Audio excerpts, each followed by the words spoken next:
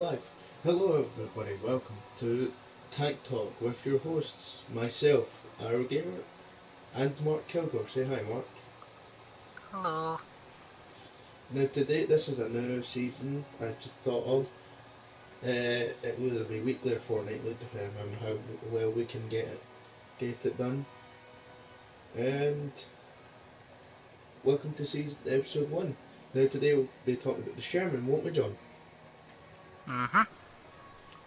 Now, kick us off, John. What was a Sherman actually? What is Sherman? Who is Sherman? For those who don't know. Well, Sherman was an American Civil War general, and later in World War II, the Sherman medium tank was named after him, as most American tanks are named after their American generals. That's right, John. These tanks included the M3 Lee, the M3 Grant, the Patton, which is a later on version. Was there any other? Was Sheridan one? Yeah, Sheridan, M551 Sheridan. Thought so. So we thought to kick it off, we go as M3 and work our way up.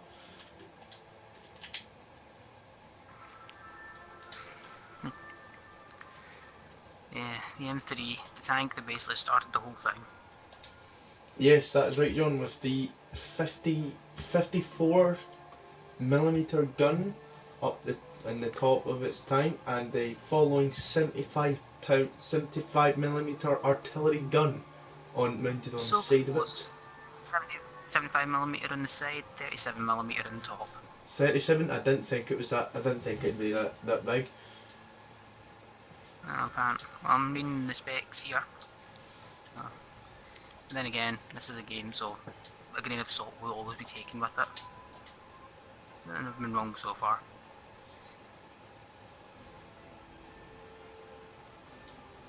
But the problem with the M3 and the Grant is the Grant was only nicknamed that by British forces. Its official name was the M3 Lee. Actually, the M3 Grant is it's technically now its own official tank. It was actually adapted well enough that it's now been classed as its own tank. Hmm. And I thought of it as just the same as the M3, just a different name given to it by basically the It's got British. it's got a different turret design and it's missing the commander's machine gunner hatch. Mm-hmm. Hmm.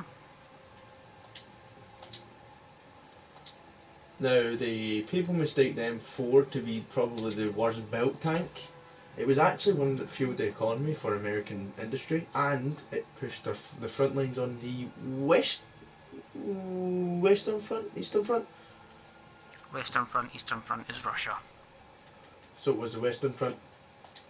Just for a quick note on tanks, the M4 cannot be classified as the worst tank because the worst tank of all goes to the British with the Valiant, a tank that was so bad it is now literally just used. It was just used after the war to basically train new recruits in the industry of take this tank and spot how many flaws you can spot with it.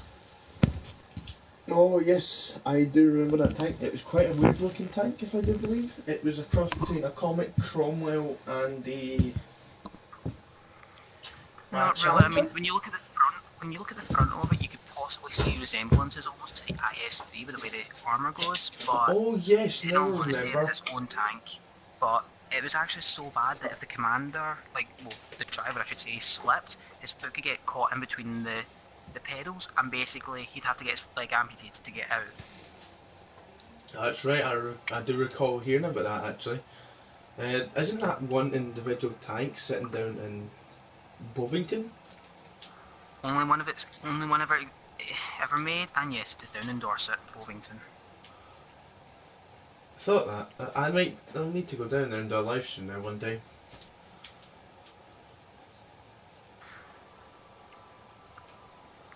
So what you see Yeah, before you, ladies and gentlemen, is the M4 Sherman. This is the main one that was used.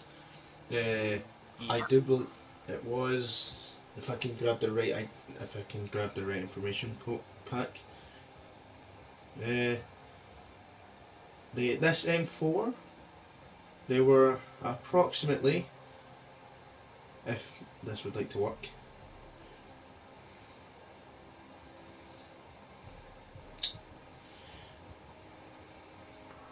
Oh, bear with me for a second, guys. Very unprofessional.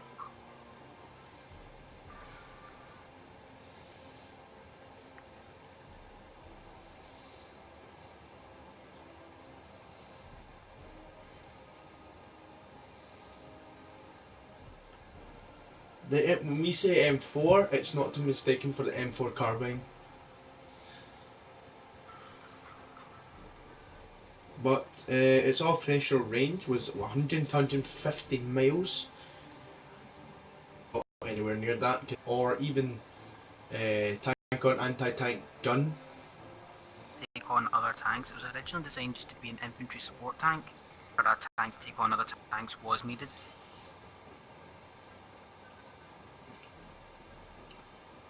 So the first prototype, which I'll bring up for you now, that was September 1941, which this was a prototype here. It was quite cramped. This is, as you can tell, if I show the M3 Lee, there's a very, very, very, very large, significantly difference towards it. Only difference is this front panel here, which guards the axle for the two front sprockes here, as I'm pointing out, and the tracks themselves. The bugger design is the exact same. It was also quite a large tank, like quite height.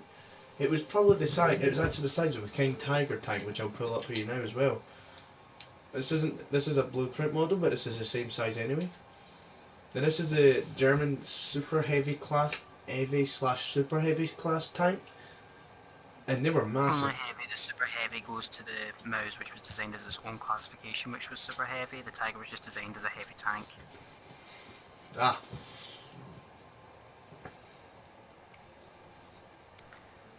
Now these were. Of course, you can't talk about the M4 though, about its first action, which was El Alamein, which we could basically talk about its performance. Its performance. Oh, about that low velocity barrel, and it was quite for a 75mm. It was quite underpowered. And I mean, when I mean by underpowered, when by the time it reached a certain distance, I think it was I think it was 500 meters, it would start to drop. Its performance at El Alamein, though, proved to be okay, considering it was a kind of a shock to the Germans that they're like, what's this new tank? We were used to these light British tanks like the Cruiser, well, let's say Crusader, I won't say Cruiser there, but they were used to like the Crusaders, the Matildas, the Valentines. They were used to other British tanks, which at the time didn't really give them too much of a run for the money. But when the Sherman came along, it basically, they were like, hold on, what is this? And it actually gave them a bit of a shock, because the gun on it is almost similar to the Panzer IV, with the difference being it is a low velocity. And it's got a shorter barrel, which decreases the distance and speed as well. And I've just noticed if you think about it, Africa had both short barrel and long barrel Panzer IVs. Ah, that is true. Now also, as you can see here at the bottom left, the M3 Lee has a significantly larger crew capacity, and that's because of the dual gun system it had. So you had to equivalent double for what you need. You need two loaders, two gunners, one commander and one driver. So that's one in front, two on the right, two in the middle, and one in the center, one up top. Also, wasn't that a really bad idea as well? One of the other downfalls that the Americans had for their tank design, it was too cramped for how many people they were holding. Another design flaw you can talk about is the fact that the most powerful gun on the M3 is only a fixed front, like a tank destroyer. It's not got the traversable turret like the Sherman had. Which meaning if you had the M3 and you were getting flanked, you were kind of screwed for using the 75mm. You were stuck with a 37 on top if you were unable to turn and face your enemy.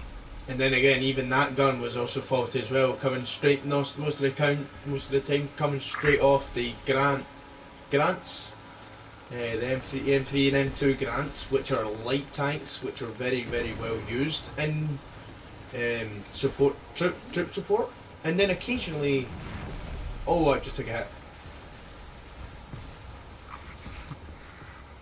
There you go. I just somehow took a hit to my gun. Must have been hitting the breech because it's not damaged my crew members at all. But if that was to be slightly more over to the left, I'm taking more hits. Well, here's a good chance for you. We've got a Panzer IV rolling up on the other side. Go down here, please.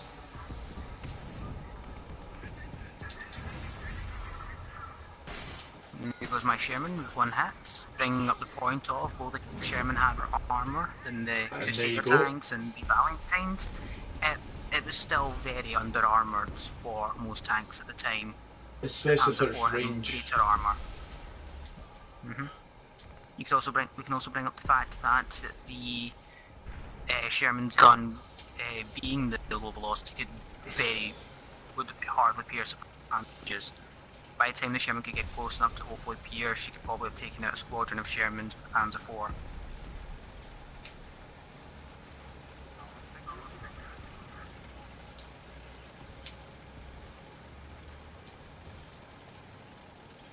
But the Americans were Americans, and if there's any American viewers watching this at any time, and we do not mean to offend you or your country or your need for better things or value for power, but they lost more men to their lack of respect toward a tank that they never understood as well, because they were young men that was also sent out into the tanks. They were just told, this is what you do it, and I mean straight off the wagon. We've got a Churchill to the left. That is one of our main highlights tanks we'll talk about later on in this season. As well as there's another tank up there we should probably talk about as well, being the T-34. I was just about to say that, as well as the famous T-34, T-34 76 and its counterpart T-34 85, which came later on in the war. I'm actually getting a good view here on the gun. It's not actually quite good at ranges. The shells like to go all over the place after you get to a certain range. Oh god, I just took a hit from that T-34. Maybe I should put that fire out. I wonder if we'll ever do a comparison of the T-34 versus the M4. Probably. I mean, they were very major tanks in the war. Not very inadequate because they just took it with a Stug 3F with the 75mm armor anti-tank gun, which was actually the Stug wasn't actually designed as to take on tanks. It was actually designed to be more of a, well, more for bunker busting than anything else. That's the STU, STUH. That was more artillery for bunker busting. It had a larger capacity. Sturmgeschütz.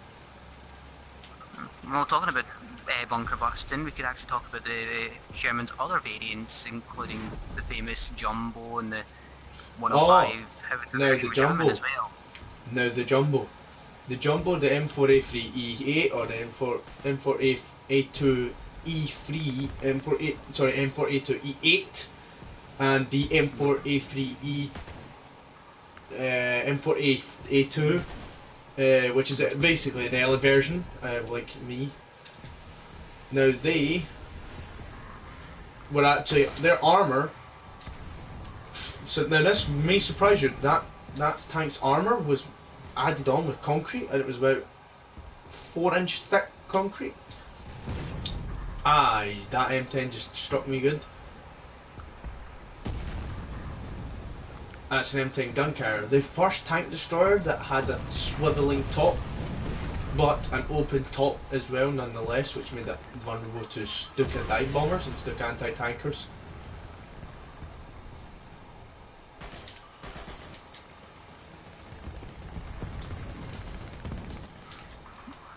I feel like we should maybe talk about the Sherman's positive aspects rather than always talking about its negatives, because I mean it did do a lot of good things as well, the Sherman.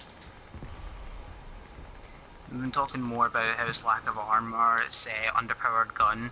We should probably talk about more positive facts about it, like how it helped change the war in the Western in the West by being Well, such its easy to power, mass produce. well, its major amazing power plant was actually made by one of the lead designers of vehicles today, Ford.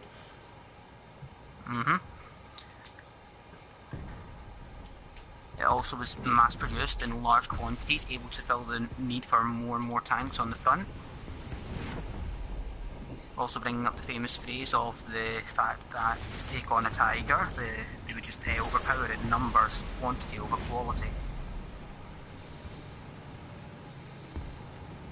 No, Which, if you that's think about me. it, it seems to be the Western idea on tanks. If you think about it, well, I say Western, I mean Allied. If you think about it, we decided to keep mass producing. Well, the Americans decided to keep mass producing Shermans. The Russians kept mass producing the T-34s.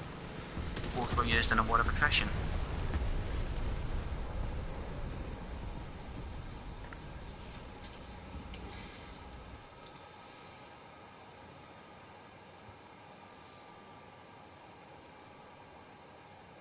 But you're right, there was counterparts to the M4, and that did split off to lead on to the M10, which is the first tank destroyer the Americans technically had.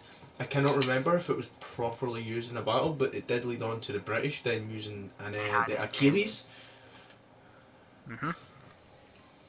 Then it led to the more powerful American tank destroyer, the M18, with its high power M76, I believe it is, cannon, 76mm cannon, which for its time was actually a very powerful gun, but like we said before, open top, so it had problems dealing with planes at the time. Stuka dive bombers mainly, which was the main threat. Hmm. Mind you, though, by the time they reached Europe, the threat from the air was actually less severe as it was because pretty much by that point, the Luftwaffe had been pretty much knocked seven ways to Sunday by pretty much every Allied power in Europe at the time. And more Stukas have been sent towards the Eastern Front with the high-powered anti-tank cannons to take on the waves of T-34s facing the Germans at that point in the war.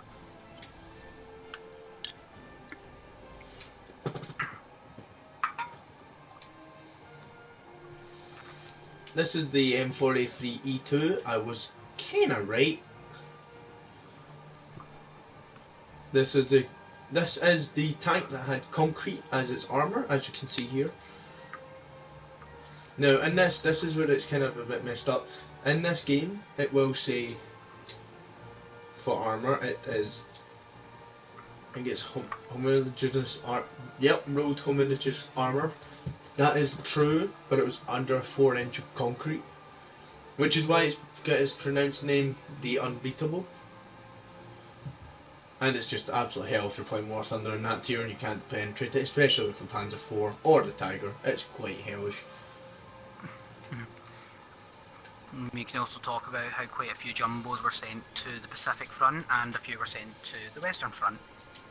In the Pacific, they basically had no equal. But then again, when it comes to Japanese tanks, no need to be rude here, but let's be honest, they didn't They really were stand a very. chance against the Sherman. I think that's mainly where the Sherman took off in the Pacific War.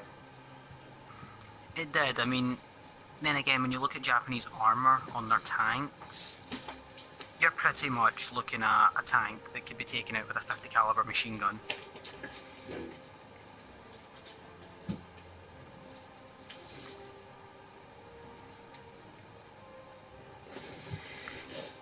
But the Shermans, they had their goods as well in the form of it was easy to either mass produce and have different variants of it as well. One of the reasons being as well that the Sherman came to being was after the flaws were pointed out on the M3, they were able to take the existing M3 chassis and bodies that had been built in factories and easily modify them into Shermans.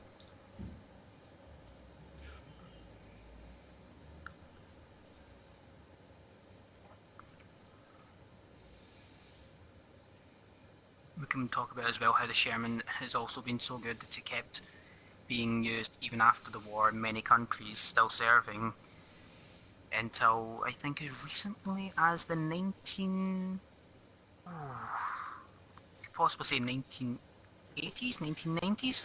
In fact, no. The Sherman's last action was in America itself as the Border Patrol in 1959, which was its last use before it was replaced by Patton. This is also when the M1 Abrams was then produced. Was then, I'm pretty sure it had a design. It was starting to get designed. It was too early on for it to actually be It was released. 19. I think it was 1960s, 1970s that the Abrams became used. And you're actually wrong about the Sherman's last use in combat. It was actually the 1970s, roughly, in the wars against between Israel and Egypt and Syria, where you had these variants of the Super Sherman with over 100 millimeter gun. Ah, the French-Israeli tank. Well, Israeli class tank where they got help from French. But when you talk about it that way, it's still technically the Sherman in combat. Just like how you could say that the Firefly was still the Sherman in combat, even though it had a British gun in it. Which is also another thing we could talk about in the Sherman, how it was easy to modify with other guns. I mean, you've got the 100mm French gun in it, or Israeli gun, whichever one it was, I can't exactly remember right now. You had the 17-pounder in the Firefly. There were just so many different modification choices for the Sherman. It was like Hot Wheels with tanks. Now, as the tank you can see John he is the more famous M4A3E8, more commonly known as more known in the movie Fury. It was a very, very, very powerful tank, and it was one of probably the best used. It was also a copy from the Sherman Firefly. You know that you know more about that than I do, John. Yeah, the Firefly was the British one with the gun. But the Firefly, the M4A3E8 was the best light medium tank that the Americans actually produced. It was able to counter against the Tigers with a range up to 800 meters and still pierce through frontal armor, unlike the M4, which is 400 meters, so it's doubled its distance away from an enemy, and the further you are, the safer you can be. And also it's... We've got an M4A3E2 over there as well. Well, or is that this is a regular one? I can't exactly tell, it's not coming up. I can make out the body of a Sherman. Oh, I didn't pull my side over. No, but that was a do you want me to go on shot. about the 76mm of the Shermans, of the different variants of both the Firefly and the later models? You're very much welcome to it. Well, the first use of a 76mm in the Shermans was in the Firefly, designed to counter Tigers and more later model German tanks, which had better armour that the 75 low velocity couldn't pierce through. So the British took a 17-pounder and put it into a Sherman and got the designation Firefly. After their first use of combat and seeing how effective it was, the Americans decided to copy on this idea, but they didn't take the Firefly's idea of a 17-pounder due to the fact that this was where the start of the classic American military designs have to be made in America. They didn't want a foreign gun in their tank, so they basically designed their own 76mm and put it in the Shermans, which is where you then get the Sherman models with the 76mm, like, you know, Fury and the other variants of Shermans, which were still effective, but that ball got rolling with the British Firefly, which proved that the Sherman could still put up a punch way into the war. And that was the variant that served with the armies until the end.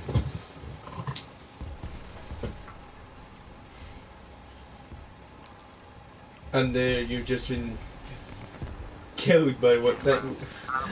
Taking it by your counter. Doing the classic Sherman move of trying to get them from the side. You get taken out by your counterpart. Quite ironic how we were just saying bad things about it, which on its major faults, and the most advanced Sherman gets taken out by the most weakest version of itself. Oh, and that's a Panzer IV-H. Quite the powerful tank against me, but I have the gun now to deal with such a weapon. And I was taken out by a tank destroyer. The Russian tank destroyer. And I am right back to the beginning.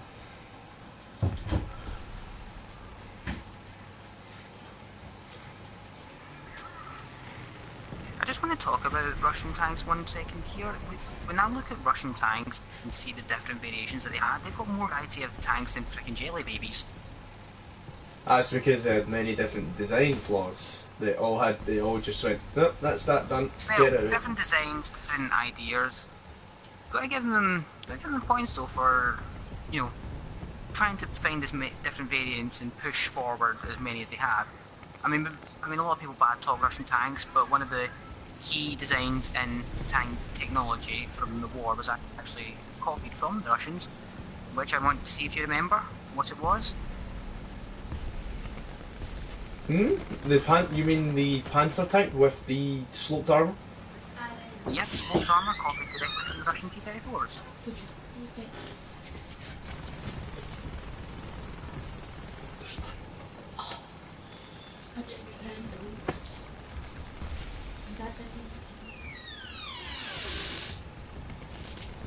Right, I've spotted a M4 firing, and he is down. That was the French experimental tank, the FM4A1FL10. That was AMX turret, oscillate turret, which I really like the designs of. I think that's my most favourite tank design turret, and I will repeat that turret. About that as well. That was my most favourite tank design for its turret type. It was also probably one of the first times it one less crew member in the tank. And here comes a bomb load. I don't know whereabouts. Hammered by. Oh, no, he just got away. Even an M42 survived that payload. Oh, speaking of Shermans, we should probably talk about one of the other design flaws we may have missed out. The problem it had of basically catching fire. Oh yes, what was its nickname? Would you be able to? The Ronson. And if you guys do not know what the Ronson is, it was a cigarette company back in the day with its slogan like. Oh no, it was matches. And it was lights first every time, meaning one stroke done it all. And I do not mean to take that. It's a proper lighter, and that's why I got that name. Lights first every time. Oh, and I'm really annoyed that M42 got there first. But no, that was the problem the Sherman had, is no matter what hit it, it had a terrible habit of catching fire.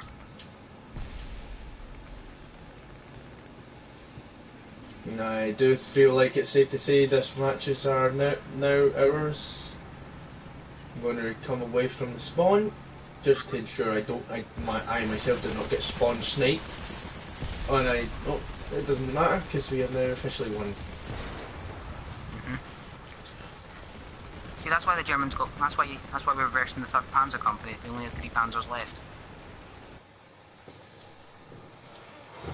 But no, for all the problems the Shermans had, it was always a good tank. You could rely on it to always be there in combat when you needed it. And while it did have teething problems throughout its career, it did always get the job done in the end. Yeah, that is right, and that is all we unfortunately have today for this episode. This has been Tank Talk, and we've been focusing on the Sherman, mostly the M4, and its production throughout the war, and its survivability throughout the war. Thank you so much to our host, Mark Kilgore, for joining us today. And we will hopefully see you next time. We will be possibly talking about the opposite end of the world, and what colder tanks lie in wait. See you in the next episode of Tank Talk. Good night, ladies and gentlemen.